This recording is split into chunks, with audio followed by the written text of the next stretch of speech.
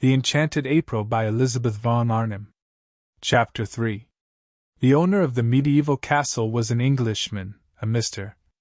Briggs, who was in London at the moment and wrote that it had beds enough for 8 people, exclusive of servants, 3 sitting rooms, battlements, dungeons, and electric light. The rent was £60 for the month, the servants' wages were extra, and he wanted references. He wanted assurances that the second half of his rent would be paid, the first half being paid in advance, and he wanted assurances of respectability from a solicitor, or a doctor, or a clergyman. He was very polite in his letter, explaining that his desire for references was what was usual, and should be regarded as a mere formality. Mrs. Arbuthnot and Mrs. Wilkins had not thought of references, and they had not dreamed a rent could be so high. In their minds had floated sums like 3 guineas a week, or less, seeing that the place was small and old.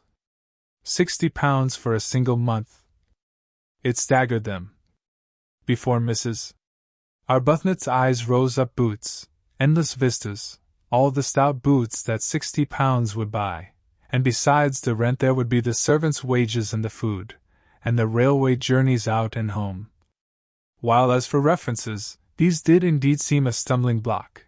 It did seem impossible to give any without making their plan more public than they had intended. They had both, even Mrs. Arbuthnot, lured for once away from perfect candor by the realization of the great saving of trouble and criticism an imperfect explanation would produce, they had both thought it would be a good plan to give out, each to her own circle, their circles being luckily distinct, that each was going to stay with a friend who had a house in Italy. It would be true as far as it went. Mrs. Wilkins asserted that it would be quite true, but Mrs. Arbuthnot thought it wouldn't be quite, and it was the only way. Mrs. Wilkins said to keep Mellersh even approximately quiet. To spend any of her money just on the mere getting to Italy would cause him indignation. What he would say if he knew she was renting part of a medieval castle on her own account. Mrs. Wilkins preferred not to think. It would take him days to say it all, and this although it was her very own money, and not a penny of it had ever been his. "But I expect," she said, "your husband is just the same. I expect all husbands are alike in the long run." Mrs. Arbuthnot said nothing, because her reason for not wanting Frederick to know was the exactly opposite one. Frederick would be only too pleased for her to go. He would not mind it in the very least. Indeed, he would hail such a manifestation of self-indulgence and worldliness with an amusement that would hurt, and urge her to have a good time and not to hurry home with a crushing detachment. Far better, she thought, to be missed by Mellersh than to be sped by Frederick. To be missed, to be needed, from whatever motive, was, she thought, better than the complete loneliness of not being missed or needed at all. She therefore said nothing, and allowed Mrs. Wilkins to leap at her conclusions unchecked. But they did, both of them, for a whole day feel that the only thing to be done was to renounce the medieval castle, and it was in arriving at this bitter decision that they really realized how acute had been their longing for it. Then Mrs. Arbuthnot, whose mind was trained in the finding of ways out of difficulties, found a way out of the reference difficulty, and simultaneously Mrs. Wilkins had a vision revealing to her how to reduce the rent. Mrs. Arbuthnot's plan was simple, and completely successful. She took the whole of the rent in person to the owner. Drawing it out of her savings bank again, she looked furtive and apologetic, as if the clerk must know the money was wanted for purposes of self-indulgence, and going up with the 6 £10 notes in her handbag to the address near the Brompton Oratory where the owner lived, presented them to him, waiving her right to pay only half. And when he saw her, and her parted hair and soft dark eyes and sober apparel, and heard her grave voice, he told her not to bother about writing round for those references. "It'll be all right," he said, scribbling a receipt for the rent. "Do sit down, won't you? Nasty day, isn't it? You'll find the old castle has lots of sunshine, whatever else it hasn't got. Husband going?" Mrs. Arbuthnot, unused to anything but candor, looked troubled at this question and began to murmur inarticulately, and the owner at once concluded that she was a widow, a war one, of course, for other widows were old, and that he had been a fool not to guess it. "Oh, I'm sorry," he said, turning red right up to his fair hair. "I didn't mean him, hum. He ran his eye over the receipt he had written. "Yes, I think that's all right," he said, getting up and giving it to her. "Now," he added, taking the 6 notes she held out and smiling, "for Mrs. Arbuthnot was agreeable to look at. I'm richer and you're happier. I've got money, and you've got San Salvatore. I wonder got which is best." "I think you know," said Mrs. Arbuthnot with her sweet smile. He laughed and opened the door for her. It was a pity the interview was over. He would have liked to ask her to lunch with him. She made him think of his mother, of his nurse, of all things kind and comforting, besides having the attraction of not being his mother or his nurse. "I hope you'll like the old place," he said, holding her hand a minute at the door. The very feel of her hand, even through its glove, was reassuring. It was the sort of hand, he thought, that children would like to hold in the dark. "In April, you know, it's simply a mass of flowers. And then there's the sea. You must wear white. You'll fit in very well. There are several portraits of you there." "Portraits?" "Madonnas, you know. There's one on the stairs really exactly like you." Mrs. Arbuthnot smiled and said good-bye and thanked him. Without the least trouble, and at once she had got him placed in his proper category. He was an artist and of an effervescent temperament. She shook hands and left, and he wished she hadn't. After she was gone he supposed that he ought to have asked for those references, if only because she would think him so unbusinesslike not to, but he could as soon have insisted on references from a saint in a nimbus as from that grave, sweet lady, Rose Arbuthnot. Her letter, making the appointment, lay on the table. Pretty name. That difficulty, then, was overcome. But there still remained the other one, the really annihilating effect of the expense on the nest eggs, and especially on Mrs. Wilkins's, which was in size, compared with Mrs. Arbuthnot's, as the egg of the plover to that of the duck, and this in its turn was overcome by the vision vouchsafed to Mrs. Wilkins, revealing to her the steps to be taken for its overcoming. Having got San Salvatore the Beautiful, the religious name, fascinated them, they in their turn would advertise in the agony column of the Times, and would inquire after 2 more ladies, of similar desires to their own, to join them and share the expenses. At once the strain of the nest eggs would be reduced from half to a quarter. Mrs. Wilkins was prepared to fling her entire egg into the adventure, but she realized that if it were to cost even 6 over her £90 her position would be terrible. Imagine going to Mellersh and saying, "I-oh." It would be awful enough if some day circumstances forced her to say, "I have no nest egg," but at least she would be supported in such a case by the knowledge that the egg had been her own. She therefore, though prepared to fling her last penny into the adventure, was not prepared to fling into it a single farthing that was not demonstrably her own, and she felt that if her share of the rent was reduced to £15 only, she would have a safe margin for the other expenses. Also they might economize very much on food, gather olives off their own trees and eat them, for instance, and perhaps catch fish. Of course, as they pointed out to each other, they could reduce the rent to an almost negligible sum by increasing the number of sharers. They could have 6 more ladies instead of 2 if they wanted to, seeing that there were 8 beds. But supposing the 8 beds were distributed in couples in 4 rooms, it would not be altogether what they wanted, to find themselves shut up at night with a stranger. Besides, they thought that perhaps having so many would not be quite so peaceful. After all, they were going to San Salvatore for peace and rest and joy, and 6 more ladies, especially if they got into one's bedroom, might a little interfere with that. However, there seemed to be only 2 ladies in England at that moment who had any wish to join them, for they had only 2 answers to their advertisement. "Well, we only want 2, said Mrs. Wilkins, quickly recovering, for she had imagined a great rush. "I think a choice would have been a good thing," said Mrs. Arbuthnot. "You mean because then we needn't have had Lady Caroline Dester?" "I didn't say that," gently protested Mrs. Arbuthnot. "We needn't have her," said Mrs. Wilkins. "Just one more person would help us a great deal with the rent. We're not obliged to have two. But why should we not have her? She seems really quite what we want." "Yes, she does from her letter," said Mrs. Wilkins doubtfully. She felt she would be terribly shy of Lady Caroline. Incredible as it may seem, seeing how they get into everything, Mrs. Wilkins had never come across any members of the aristocracy. They interviewed Lady Caroline, and they interviewed the other applicant, a Mrs. Fisher. Lady Caroline came to the club in Shaftesbury Avenue, and appeared to be wholly taken up by one great longing, a longing to get away from everybody she had ever known. When she saw the club and Mrs. Arbuthnot and Mrs.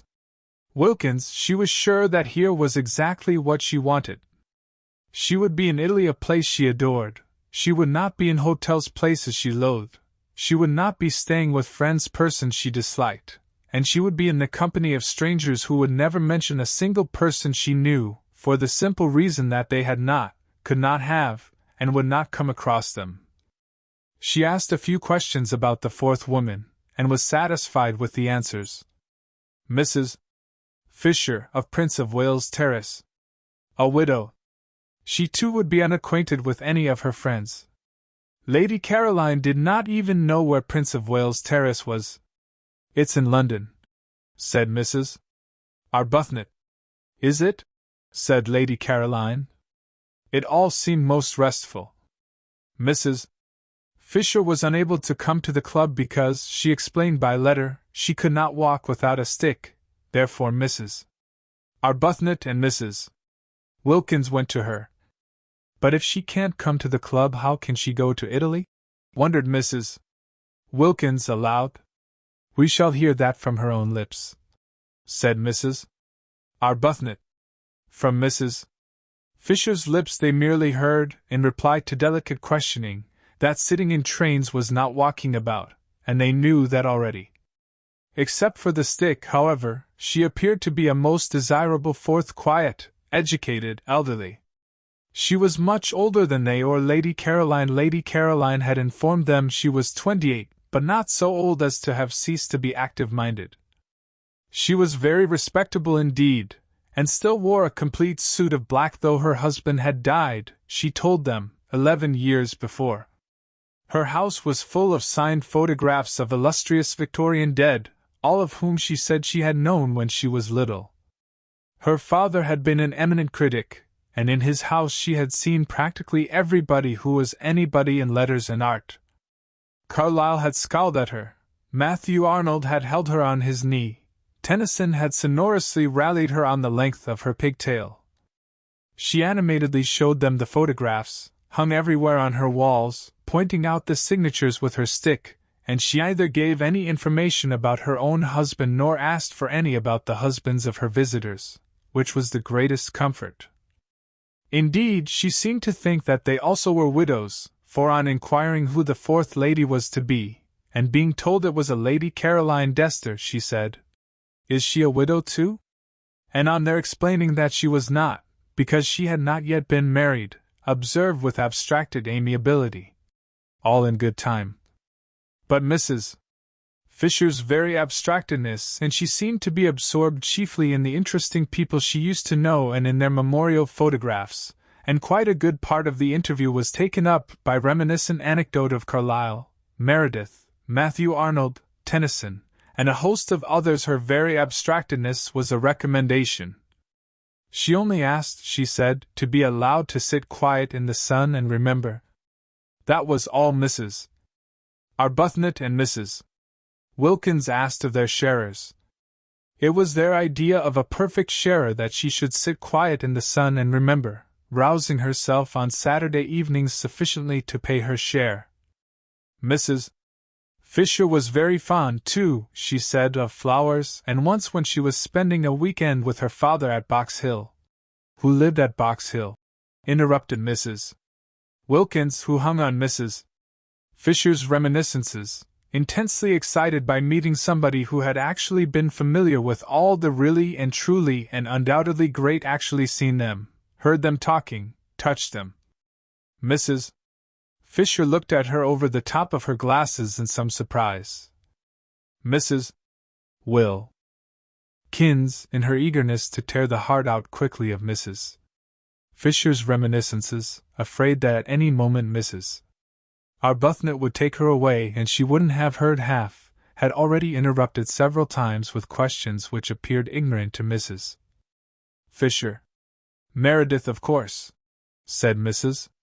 Fisher rather shortly. I remember a particular weekend, she continued.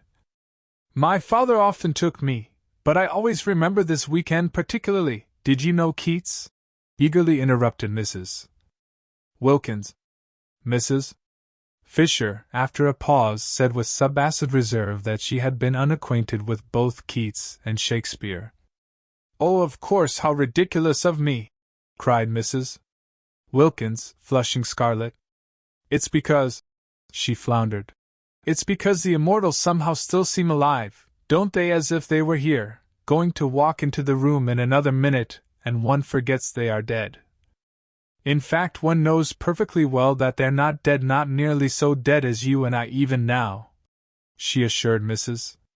Fisher, who observed her over the top of her glasses. I thought I saw Keats the other day. Mrs. Wilkins incoherently proceeded, driven on by Mrs. Fisher's look over the top of her glasses. In Hampstead, crossing the road in front of that house, you know, the house where he lived. Mrs. Arbuthnot said they must be going. Mrs. Fisher did nothing to prevent them. I really thought I saw him, protested Mrs. Wilkins, appealing for belief first to one and then to the other while waves of color passed over her face, and totally unable to stop because of Mrs. Fisher's glasses and the steady eyes looking at her over their tops. I believe I did see him. He was dressed in a... Even Mrs. Arbuthnot looked at her now, and in her gentlest voice said they would be late for lunch. It was at this point that Mrs. Fisher asked for references. She had no wish to find herself shut up for 4 weeks with somebody who saw things. It is true that there were 3 sitting rooms, besides the garden and the battlements at San Salvatore, so that there would be opportunities of withdrawal from Mrs. Wilkins, but it would be disagreeable to Mrs. Fisher, for instance, if Mrs. Wilkins were suddenly to assert that she saw Mr. Fisher. Mr. Fisher was dead. Let him remain so. She had no wish to be told he was walking about the garden. The only reference she really wanted, for she was much too old and firmly seated in her place in the world for questionable associates to matter to her, was one with regard to Mrs. Wilkins's health.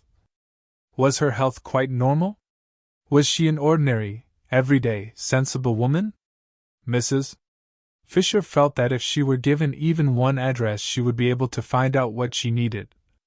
So she asked for references, and her visitors appeared to be so much taken aback. Mrs. Wilkins, indeed, was instantly sobered that she added, It is usual. Mrs. Wilkins found her speech first. But, she said, aren't we the ones who ought to ask for some from you? And this seemed to Mrs. Arbuthnot to the right attitude. Surely it was they who were taking Mrs. Fisher into their party, and not Mrs. Fisher who was taking them into it. For answer Mrs. Fisher, leaning on her stick, went to the writing table and in a firm hand wrote down 3 names and offered them to Mrs. Wilkins, and the names were so respectable, more, they were so momentous, they were so nearly august, that just to read them was enough. The President of the Royal Academy, the Archbishop of Canterbury, and the Governor of the Bank of England, who would dare disturb such personages in their meditations with inquiries as to whether a female friend of theirs was all she should be? They have known me since I was little, said Mrs. Fisher. Everybody seemed to have known Mrs. Fisher since or when she was little. I don't think references are nice things at all between ordinary decent women, burst out Mrs. Wilkins, made courageous by being, as she felt, at bay, for she very well knew that the only reference she could give without getting into trouble was showbread, and she had little confidence in that, as it would be entirely based on Mellish's fish. We're not business people. We needn't distrust each other. And Mrs. Arbuthnot said, with a dignity that yet was sweet, I'm afraid references do bring an atmosphere into our holiday plan that isn't quite what we want, and I don't think we'll take yours up or give you any ourselves. So that I suppose you won't wish to join us. And she held out her hand. And goodbye. Then Mrs. Fisher, her gaze diverted to Mrs. Arbuthnot, who inspired trust and liking even in tube officials, felt that she would be idiotic to lose the opportunity of being in Italy in the particular conditions offered, and that she and this calm-browed woman between them would certainly be able to curb the other one when she had her attacks. So she said, taking Mrs. Arbuthnot's offered hand, Very well. I waive references. She waived references. The two, as they walked to the station in Kensington High Street, could not help thinking that this way of putting it was lofty. Even Mrs. Arbuthnot, spendthrift of excuses for lapses, thought Mrs. Fisher might have used other words, and Mrs. Wilkins, by the time she got to the station, and the walk and the struggle on the crowded pavement with other people's umbrellas had warmed her blood, actually suggested waiving Mrs. Fisher. If there is any waving to be done, do let us be the ones who wave, she said eagerly. But Mrs. Arbuthnot, as usual, held on to Mrs. Wilkins, and presently, having cooled down in the train, Mrs. Wilkins announced that at San Salvatore Mrs. Fisher would find her level. I see her finding her level there, she said, her eyes very bright. Whereupon Mrs. Arbuthnot, sitting with her quiet hands folded, turned over in her mind how best she could help Mrs. Wilkins not to see quite so much, or at least, if she must see, to see in silence.